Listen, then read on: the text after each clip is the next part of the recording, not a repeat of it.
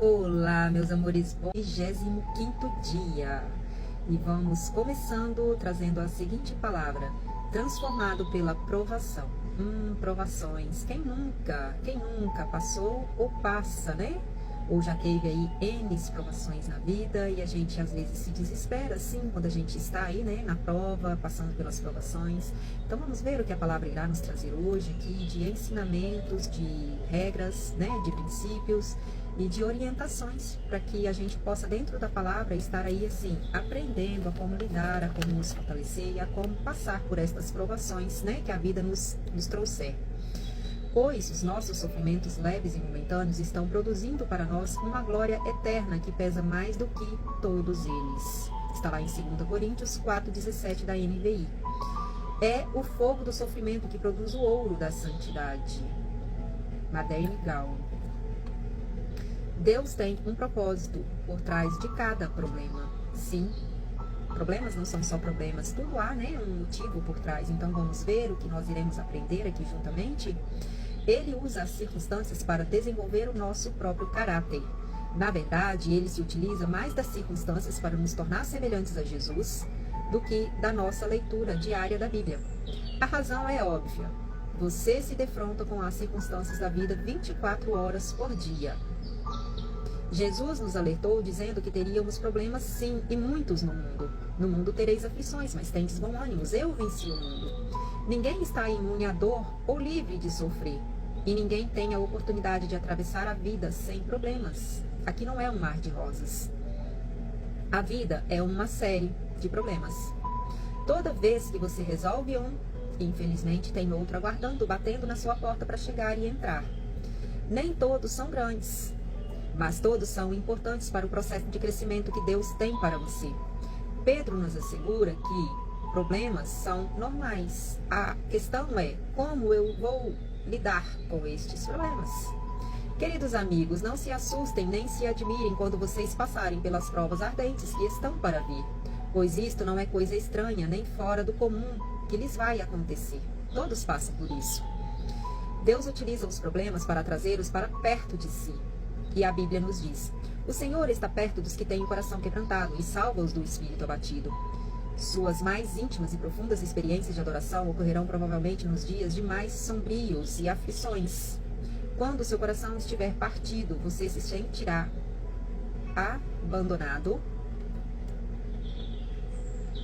Se não tiver mais nenhuma opção e a dor for tamanha e intensa, onde você irá buscar socorro? Você buscará somente a Deus. É durante períodos de sofrimento que aprendemos a fazer as nossas orações mais sinceras e puras, autênticas e honestas para com Deus. Quando sentimos dor física ou dor emocional, não temos disposição para orações superficiais. É aquilo que você está sentindo que você põe para fora. Johnny Erickson Tada observa o seguinte: quando a vida é um mar de rosas, podemos passar o tempo adquirindo conhecimento sobre Jesus, imitando, citando e falando sobre ele. Mas é somente ao sofrer que conheceremos a Jesus verdadeiramente como ele é. No sofrimento, aprendemos coisas a respeito de Deus que não podemos aprender de nenhuma outra forma, fora da questão do sofrimento. Deus podia ter mantido José fora da cadeia, Daniel fora da cova dos leões, evitado que Jeremias fosse lançado em um poço de lama, impedido que os 3 naufrágios que Paulo sofreu, evitado que os 3 jovens hebreus fossem jogados na fornalha em chamas. Mas não o fez. Ele simplesmente permitiu. Por quê? Ele deixou que esses problemas ocorressem. E em decorrência deles, cada um desses homens foi trazido para mais perto de Deus, para a salvação. Os problemas nos forçam a olhar para Deus e a depender inteiramente dele, em vez de confiar em nós mesmos. É ali que nós depositamos a nossa total confiança nele, sabendo que é ele quem está no controle. E Paulo testificou desse benefício. Sentimos que estávamos condenados à morte e perdemos a nossa essência de como éramos fracos demais para socorrermos a nós mesmos. Isso, porém, foi bom, porque assim nós colocamos tudo nas mãos de Deus, o único que poderia salvar-nos, pois é capaz até de levantar os mortos. Tem uma passagem que fala sobre o Vale dos Ossos Secos, né? Você nunca saberá que Deus é tudo o que você precisa até que Ele seja tudo o que você tiver. Independentemente da causa, nenhum dos seus problemas poderia acontecer sem a permissão de Deus. Tudo o que ocorre a um filho de Deus é filtrado por ele, e ele pretende usar tudo isso para o bem, mesmo que o inimigo e outros tensionem usar para o mal contra você. Uma vez que Deus está soberanamente no controle, acidentes são apenas circunstâncias do plano de Deus para você. Como todos os dias da sua vida foram escritos no calendário de Deus antes mesmo que você nascesse. Tudo o que acontece com você tem um significado, sim, espiritual. Tudo. Nada passa despercebido sem que ele saiba que estará acontecendo. E lá em Romanos 8, 28 e 29 explica por quê. Por que nós sabemos que Deus age em todas as coisas de modo que trabalhem em conjunto para o bem dos que o amam e são chamados de acordo com o seu propósito? Pois Deus conhecia de antemão as pessoas e as escolheu para se tornarem iguais ao seu Filho. É Ele quem nos escolhe. Compreendendo Romanos 8, 28 e 29. Essa é uma das passagens bíblicas mais incompreendidas e errôneas citadas na Bíblia. E ela nos diz: Deus faz que tudo saia da forma que eu quero. É lógico que isso não pode ser verdade. Também não diz: Deus faz que tudo na terra acabe com um final feliz. Isso também não é verdade. Existem muitos finais infelizes sobre a terra. Vivemos em um mundo caído. Somente no céu tudo é perfeito, de forma que Deus quer e da forma que Ele planejou e preparou. É por isso que temos que orar incessantemente, vigiar e orar em todo tempo e ligar a todos os momentos por onde passar. Seja feita a sua vontade, assim na terra como no céu. Para compreender inteiramente Romanos 8, 28 e 29, você deve examinar frase por frase. E aqui nós começamos com a primeira palavra: sabemos. Nossa esperança em tempos difíceis não é fundamentada em pensamentos positivos, em anseios ou em um otimismo natural. É uma certeza que se baseia na verdade de que Deus tem pleno controle no universo e ama a todos nós. Que Deus age. Há um grande projetista por trás disso tudo. A nossa vida não é um resultado de um acaso fortuito, por um destino ou simplesmente por sorte. Existe um plano mestre, existe um plano maior, um propósito maior. A história pertence sim a quem? Pertence a Deus. É Deus quem controla o leme. Nós cometemos erros, infelizmente, mas Deus jamais o comete. Deus não pode cometer um erro, porque Ele simplesmente é o eu sou. Ele é Deus. Em todas as coisas, o plano de Deus para a nossa vida envolve tudo o que nos acontece. Os erros, os pecados, as mágoas, o ego, o orgulho. Ele inclui doenças, dívidas, acontecimentos infelizes, divórcios, separações, adultérios e a morte, sim, de pessoas queridas. E a gente nunca está preparado para lidar com a morte, mas ela sim faz parte. Todos nós iremos passar por esse momento um dia. Deus pode fazer o bem aflorar da pior perversidade. Ele fez isso no Calvário, não de forma isolada ou independentemente. Os fatos de sua vida agem em um conjunto. Tudo tem um porquê e um motivo, conforme o plano de Deus. Não são atos isolados, mas parte interdependentes do processo que o tornarão semelhantes a Cristo. Para fazer um bolo, você utilizará farinha, sal, ovos, açúcar, óleo, alguns outros ingredientes que irão dar sabor, chocolate, algumas frutas, o sabor que você desejar. Mas eles não serão comidos isoladamente. Cada ingrediente é bastante desagradável, ou mesmo amargo. Se for separado, não darão o mesmo sabor de um bolo. Mas, asse-os juntos e se tornarão deliciosos. No entanto, depois que você os misturou, que você assou, ele se tornou bolo. Você não tem como mais separar os ovos, você não tem como mais separar o óleo, você não tem como mais separar o açúcar ou o trigo. Ele se tornou um composto de vários. Se você der a Deus todas as suas experiências horríveis e desagradáveis, Ele as misturará para que se tornem agradáveis. Uau! Para o bem. Isso não quer dizer que tudo na vida seja bom. Não, nós temos assim, de vez em quando que pegar um pedacinho de chocolate amargo também. Grande parte do que acontece no nosso mundo é mau e cruel, infelizmente. Mas Deus é especialista em extrair o bem de tudo isso. Na genealogia oficial de Jesus Cristo existem 4 mulheres listadas, que é Tamar, Raabe, Ruth e Batseba. Tamar seduziu o seu sogro para engravidar. Raabe era prostituta e teve a sua vida transformada. Ruth nem mesmo era judia e infringiu a lei casando-se com um judeu. Batseba cometeu adultério com Davi, o que acabou causando o assassinato de seu próprio marido. Não são exatamente reputações excelentes como exemplos, mas Deus fez que o bem resultasse do mal. E Jesus veio através dessa linhagem. O propósito de Deus é maior que os nossos problemas, todos somados e todos juntos, nosso sofrimento e até mesmo os nossos pecados. Daqueles que o amam e são chamados. Essa promessa é somente para os filhos de Deus, não para todos.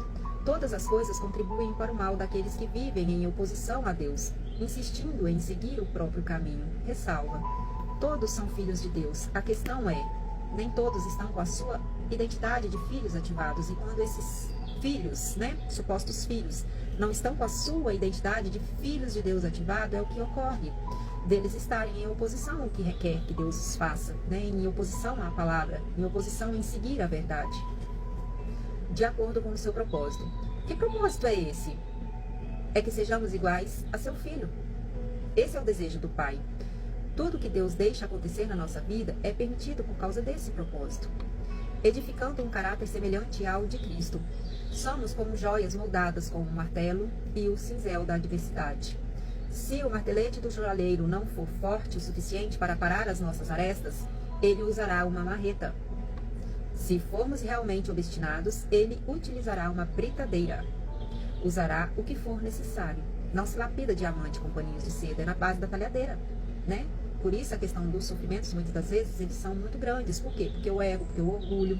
E o orgulho, muitas das vezes, ele está enraizado o quê? Na raiz da rejeição, das feridas emocionais. Por isso é tão difícil, se humildecer, se humilhar, se aquebrantar, e reconhecer que sim, não, eu dependo, eu preciso me tornar dependente de Deus para que Ele entre e consiga, fazer a obra em mim. Cada problema é uma oportunidade para edificação do caráter. E quanto mais difícil for, maior será o potencial para o desenvolvimento de músculos espirituais e de uma fibra moral de caráter. E Paulo disse: sabemos que essas dificuldades produzem paciência, e a paciência produz caráter. O que acontece exteriormente em sua vida não é tão importante quanto o que acontece dentro de você. As circunstâncias da vida são temporárias, mas o caráter durará para sempre. É saber quem eu sou nele, E ter a minha identidade de filhos ativados e interiormente eu estar em paz. A Bíblia frequentemente compara as provações ao fogo que refina o metal, queimando as impurezas. E Pedro disse: essas dificuldades vêm para provar que a sua fé é pura. Essa pureza de fé vale mais do que ouro. Foi feita a seguinte pergunta a uns ouríveis: como você sabe que a prata é pura? E ele respondeu: quando vejo meu reflexo nela. Quando você é refinado pelas provações, as pessoas podem ver o reflexo de Jesus em você. É refletir a face, não a minha face, mas ele através de mim. E Tiago disse: sob pressão a sua fé é forçada para fora e verdadeiramente se expõe. Visto que Deus tencione torná-lo semelhante a Jesus, ele o fará passar pelas mesmas experiências que Jesus passou lá no Calvário. Já imaginou? Você suportaria? Isso inclui solidão, tentação, pressão, críticas, rejeição e muitos outros problemas. A Bíblia diz que Jesus aprendeu a obedecer por meio dos seus sofrimentos e foi aperfeiçoado por meio dos seus sofrimentos. Porque Deus nos eximiria de passar por aquilo que permitiu que o seu próprio filho passasse ali no Calvário? E Paulo disse: enfrentamos exatamente o que Cristo enfrenta. Se enfrentamos tempos difíceis com Ele, então certamente enfrentaremos tempos agradáveis com Ele, reagindo aos problemas como Jesus reagiria. Os problemas não produzem automaticamente a vontade de Deus. Muitas pessoas se tornam mais amargas em vez de melhorar e infelizmente nunca crescem. Você tem que reagir da forma que Jesus reagiria. Não olhar para o problema, olhar para a solução do problema. Lembre-se de que o plano de Deus é bom. Ele sabe o que é melhor para você e visa apenas o seu bem. E Deus disse a Jeremias: os planos que tenho para vocês são planos de fazê-los prosperar e não de lhes causar dano, planos de dar-lhes esperança e um futuro.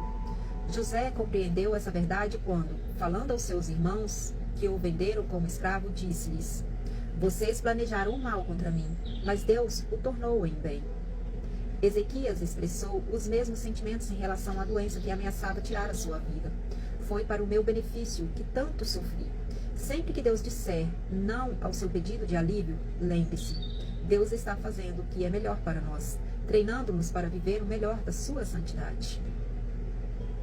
É vital que você se mantenha concentrado no plano de Deus, não no seu problema ou sofrimento. Foi assim que Jesus suportou o sofrimento na cruz, e somos exortados a seguir o seu exemplo e os seus passos, mantendo o olhar firmes em Jesus, que é o nosso líder e orientador. Corrie ten Boom, que sofreu em um campo de concentração nazista, explicou que o poder da concentração está: se você olhar para o mundo, ficará aflito. Da mesma forma que, se você olhar para si, também ficará deprimido. Mas se olhar para Cristo, ficará descansado. Seu enfoque determinará os seus sofrimentos. O segredo da resistência é lembrar-se de que o sofrimento é temporário, mas a sua recompensa será eterna. Moisés aguentou uma vida de promessas porque contemplava a sua recompensa. Paulo suportou as adversidades da mesma forma e ele disse: nossas dificuldades são pequenas e não durarão muito, e ainda produzem para nós glórias imensuráveis que durarão para sempre na eternidade. Não se renda às considerações de curto prazo, mantenha-se concentrado no resultado final. E se somos os seus filhos, então participaremos dos seus tesouros. Pois tudo quanto Deus dá ao seu Filho Jesus, agora é nosso também por direito. Nós somos co-herdeiros. Mas, se queremos participar da sua glória, precisamos participar também do seu sofrimento. Com tudo aquilo que sofremos, agora é insignificante se compararmos com a glória que Ele nos dará mais tarde, ao final. Exulte e agradeça. E a Bíblia nos diz: deem graças em todas as circunstâncias, em todas as provações que lhe vierem, pois esta é a vontade de Deus para vocês em Cristo Jesus. Como isso é possível? Está tão difícil, são tantas as lutas, são tantas as provações, parece que nunca tem fim. Estou mal conseguindo concluir uma, já tem outra batendo na porta. É uma turbulência dia após dia. O que eu faço? A quem recorrer? Repare que Deus nos manda dar graças em todas as circunstâncias. Em tudo dá graças. E não por todas as circunstâncias. É dar em todas e não por todas. Deus não espera que você seja agradecido pelo mal, pelo pecado, pelo sofrimento ou por suas consequências dolorosas que você tem enfrentado nesse mundo. Em vez disso, Deus quer que você seja grato por Ele usar os problemas que o afligem para o cumprimento do seu propósito em você. A Bíblia diz: alegrem-se sempre no Senhor. Ela não diz: alegrem-se no seu sofrimento, porque é o Senhor quem te sustenta a vencer o sofrimento. Isso é masoquismo, se você se alegrar com o sofrimento. Você se alegra no Senhor e não no sofrimento. Não importa o que aconteça, você pode se alegrar no amor, na atenção, na sabedoria, no poder e na fidelidade de Deus. E Jesus disse: fiquem cheios de alegria quando isso ocorrer, pois há uma grande recompensa esperando por você lá no céu. Nós também podemos nos alegrar ao Senhor que Deus está passando pelo sofrimento junto conosco. Não servimos a um Deus distante e desligado, que se distancia de nós e tenta nos motivar com frases feitas ou elaboradas. Ao contrário, Ele entra no nosso sofrimento junto conosco e guerreia por nós. E Jesus fez isso ao encarnar, e hoje é seu Espírito que faz isso em nós. Deus jamais nos deixará por nossa conta. Jesus é o único 100% homem, 100% Deus. Ele veio, nasceu como homem, morreu como homem e voltou ao Pai, e está sentado à direita do Pai como homem. Recuse-se a desistir. Seja paciente e persistente. E a Bíblia nos diz: entendam que os problemas vêm para lhes testar a fé e gerar em vocês perseverança.